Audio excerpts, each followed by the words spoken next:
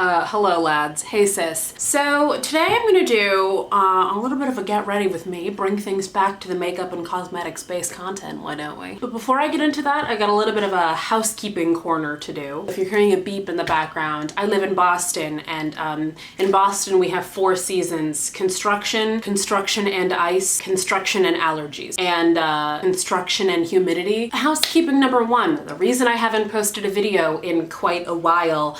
I filmed a video in which I outlined the process of how I make my own lipsticks, because I had a couple people asking how I do that after I posted about it a few times on Instagram. I filmed that video and I do not like how it turned out. I still might edit it together and, you know, publish it. I haven't made up my mind on that yet. I just don't think it was made well, and the end product I didn't like very much, which is kind of integral to the process. Sometimes when I try to make bespoke makeup, it doesn't pan out. It doesn't pan out.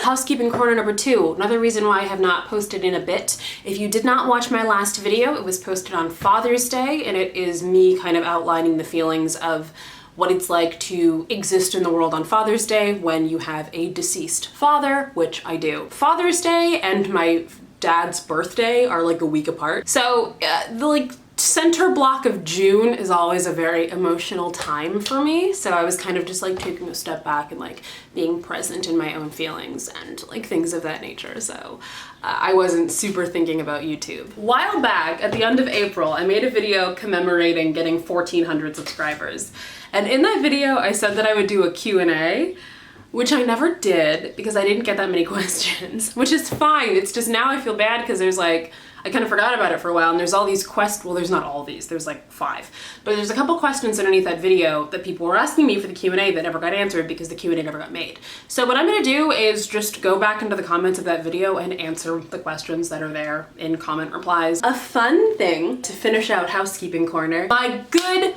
friends, Lacey of Spooky Lips and Fat Hips and Georgia of Georgia Harris, my 2 YouTube friends, my pals, have started a podcast called the Half Cousins Podcast. They stream live every Sunday night at, I think it's 9 p.m. Eastern on the Half Cousins Podcast channel. That's what it's called. And every so often they have guests. And guess what? On July 8th, that guest will be me. I've promised Lacey that I will be on my best behavior. We'll see about that. I'm gonna go really light on face makeup today because it's really hot in my apartment and I don't want to. I've already moisturized my skin using the Jack Black Double Duty Daily Moisturizer. And now I'm going in with my Supergoop Unseen Sunscreen Broad Spectrum SPF 40, which I use because it is both a chemical sunscreen and it's got dimethicone in it, so it blurs my pores a little bit. I'm using my LA Girl Pro Face HD Matte Powder in True Bronze to kind of set that in a little bit. I don't do this every day. I'm doing it now because I'm performing for YouTube, but some days I just don't freaking care, you know? I mentioned in my Tinder bio that I make weird internet videos, and a guy that I matched with asked me, "What videos do you make?" And I haven't responded yet out of fear, which is what drives all of my decisions, especially the ones with regards to Tinder. I'm super far away. I'm sorry, you can't even see any of my pores. There they are. Oh, also, I have a new desk chair, so let me just... So you don't have to hear my awful squeaking chair anymore because this one rolls. I'm gonna move on to my eyes, and while I'm doing that, I'll talk about the meat of this video. So, I, Nisi Pisa the 4th, am in about 2 months getting a breast reduction surgery done, which I'm very excited about.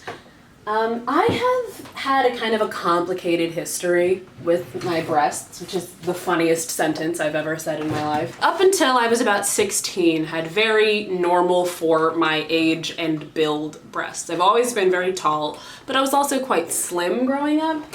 And so they were always pretty proportional, no real problems with them. I think by the time I was 16, I was maybe somewhere in the ballpark of a B or C cup. And then, I don't super want to get into this right now because it's a very, very long explanation, but I was diagnosed with a medical condition that requires me to orally take estrogen because my body does not produce it naturally. What happens when you start estrogen, or when you are on it, whether you take it orally or it starts affecting your body during puberty, you start to fill out a little bit. You start to maybe get a little bit of jelly in places there was not previously jelly. You understand what I'm saying? You know, my hips got wider, I started getting a little chubbier, it started becoming harder to lose weight.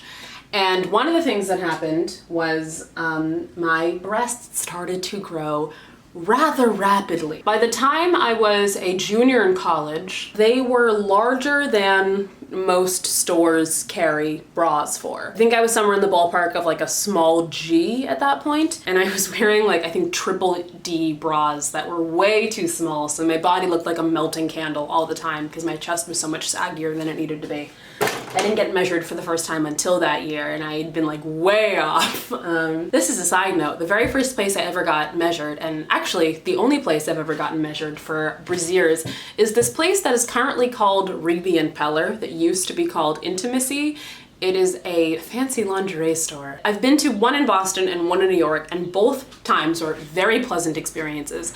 The staff is very nice and accommodating and polite, and I never felt uncomfortable with them. If you are in the market for buying a very expensive bra, because they are expensive but they last for years, I'm wearing one right now, I would recommend checking them out. They're very sweet. And my breasts have continued to grow. Right now, as I'm talking, I am somewhere around a 42H, which is awful. I hate it so much for reasons I will get into right now. I'm gonna go into my Modern Renaissance palette and set down a transition. The first issue with having really large breasts is that it makes shopping really annoying. You may be like a medium or a smaller size everywhere else on your body, but your breasts will require you to buy things that are too large because, you know, your breasts need to also fit in your shirts and whatnot. It limits the places you can shop. It limits the things you can wear because some things are not built to accommodate super thick bra straps. And strapless bras, when your boobs are this large, are, you know, really a ticking time bomb bra. So it's been annoying. Like, I can't wear things with super skinny spaghetti straps. I can't wear things that are strapless or halter tops or, you know, little cutout shirts or little tiny blouses or a lot of things that are super in fashion right now. It makes shopping for bathing suits a goddamn nightmare. I have to start shopping for bathing suits like in February because I have to make sure that I have to look at like 8 different stores first of all. Some weird thing I've noticed with buying bathing suits is a lot of companies that make like larger bust size bathing suits are like, everybody who has large boobs and wants a bathing suit top wants to look like a 1950s pinup model, right? They just want like a bustier, basically, that you can wear in the water, which, like, no, not really, because a lot of those things, the like bustier style, they have like a balconette cup almost, so you'll put it on and it'll like hike your breasts up to your chin and it'll be kind of half spilling out. It's like, why do you think that I, a person who effectively has 2, you know, Ziploc freezer bags full of pudding strapped to my chest, why do you think I would want something that has them half out all the time? Like, it's not a modesty thing, it's a practicality thing that doesn't make any sense to me. And it just makes wearing and finding bathing suits awful, so awful. I always laugh whenever I remember back when I was in like high school and I would hear people be like, oh my god, I want to get a Victoria's Secret bra for my birthday, but they're like $40. And now I think, if I could get a bra for $40. The very first time I went to Reeby and Peller, back when it was still called Intimacy, I didn't have any bras that actually fit me. So I went in anticipating that I would spend a lot of money. I spent $500. I also started to purchase bras from Lane Bryant, which are way less expensive, but similar great quality. Let's talk about movement. Oh my god, the things that I used to be able to do with my body that I can't anymore. I can't dance anymore. I used to love Zumba and like kickboxing and whatnot. I can run for maybe like 3 or 4 minutes at a full sprint and then I have to stop. I canceled my gym membership because there was no point in going. I can't do any intense cardio anymore. My back is in constant constant pain. Standing for a long period of time is not really a thing I can do anymore. Let's talk about self-esteem. I remember when I used to have that. Those were fun days. I'm so insecure now. I don't date because I think my body looks horrible. I feel like I'm falling out of everything. I get awful stares and like I get hit on by creepy dudes a lot because I always look, you know, really, really busty because I can't. You can't hide them when they're this big, you know? I would have to wear, it's just, oh my God, it like ruins my silhouette. I hate looking at pictures of myself now. I just don't think that I look good, you know? That's like basically what I'm getting at. All of those things are reasons why last December, I was finally like, okay, I need to start this process. I was in luck because I had a couple appointments set up that required me to talk to like my care team to really get the ball rolling. December 9th last year, I had an appointment with my endocrinologist and I asked her if there was any particular reasons why, you know, taking the aforementioned condition that I don't really super want to get into, taking that into consideration, is there any reason why I would not be able to get this surgery? And she was like, nope, it should be fine, but talk to your primary care physician. So January comes around and I talk to my primary care physician because I have a checkup with her, and she's like, yeah, no, that sounds fine on my end. I'll put in a referral. I'm glad you talked to your endocrinologist because if you hadn't, I would have sent you to her anyway. And I'm like, great, I am so glad my timing is good for this. She put in a referral, so that was in January, and she put in a referral for me to a breast surgeon. A couple of days after my appointment, like 2 days after my appointment with her, I got a call from the office of the breast surgeon asking to make an appointment with me. The earliest one they had was May 8th. So May 8th comes around, and I meet the breast surgeon, who's a very nice guy, very thorough, you know, seems very serious. He'd done a lot of reductions. I had assumed that I would not be able to get this surgery covered by my health insurance. I read the subreddit R reduction a lot. It's helped me garner a lot of knowledge about how this process tends to go for people. And one of the things that I kept finding on that subreddit and also other places I was doing research on this, which by the way is something I've been doing for the past several months, is researching every conceivable point of view and account of a breast surgery, even breast augmentations, which is the opposite of what I'm doing. I have done so much research on how these things work. And one thing I kept coming in contact with was people saying that they couldn't get their insurance to cover the surgery unless they agreed to do physical therapy, because people were saying their insurance companies were like, unless you've exhausted every method of alleviating the pain that comes with having large breasts, you won't be able to get an actual corrective surgery covered by your insurance. And I was very upset about that because I was suffering so much with my like mental health as a result of this that I was like, good gosh, if I could, like, if I had to like do a course of physical therapy just to like be performative and prove that like, hey, I'm still miserable. Whereas if I paid out of pocket, I could like have the surgery done and already be in recovery in the time it would take to do that performative course of physical therapy.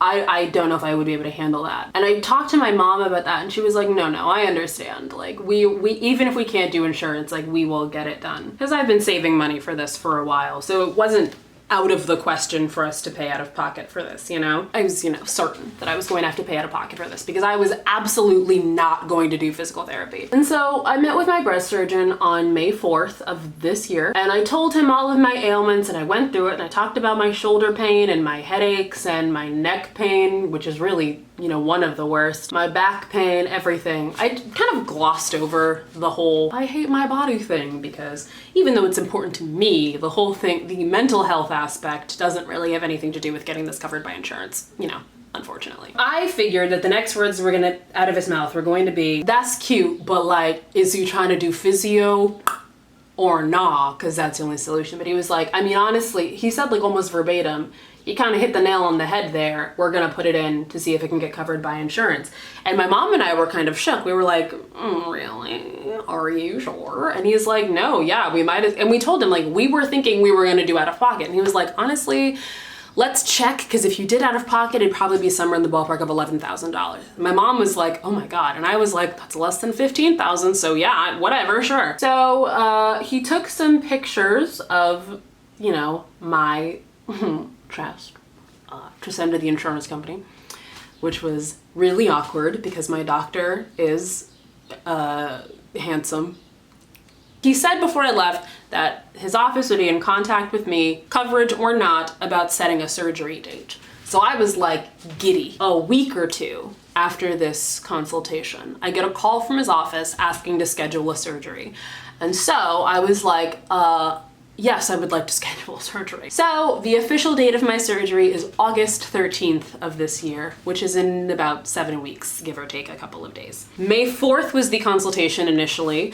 May 9th was the scheduling of the surgery date, and May 15th was the confirmation from my insurance company that my surgery is covered by my insurance, which is frickin' dandy.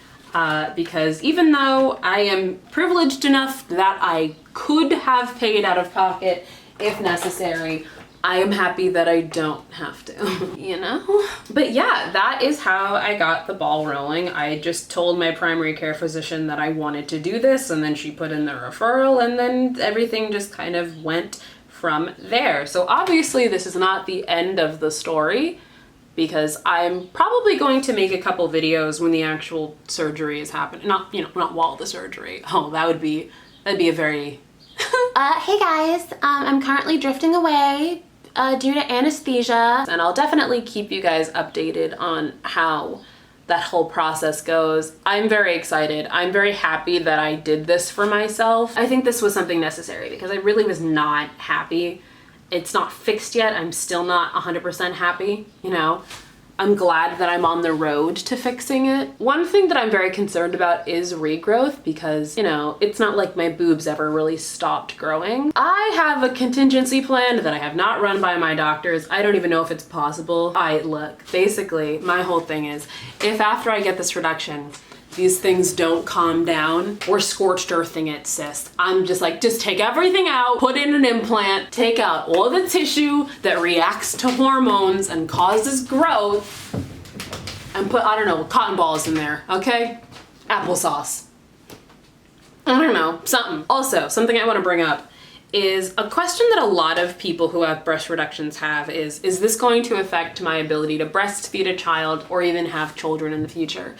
And I don't have an answer to that because a side effect of the condition I was talking about earlier is I can't have children. So it literally does not affect me. I'm gonna put a little bit of yellow right on the inner corner just to give it some personality. So if you've wanted to do it and you feel like you're experiencing enough discomfort that it makes sense to do it. Do yourself a favor and make yourself frickin' feel better, you know? For me, it's like anything I could do that could like repair my relationship with my body is worth doing. I think I'm gonna forgo eyeliner today, which is rare, but you know, there's a lot of changes in my life that are happening, so like, why not?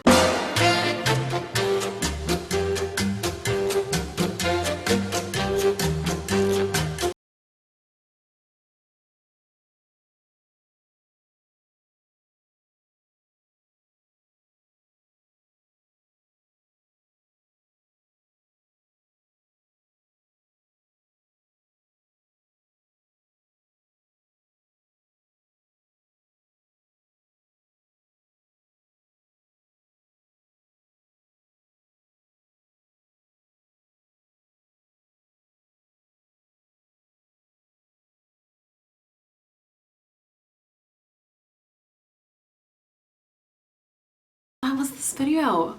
It's probably either way shorter or way longer than I want it to be. Girl, this long as hell. Before you go, I'm gonna need you to do a quick favor for me. If you could go ahead and have an amazing day, that would be fantastic. What is my outro? Oh, also, please consider scrambled egging to my channel. Thank you for watching. Little brown girl. Ow. It doesn't work. I'm a giant brown girl. Bye, God.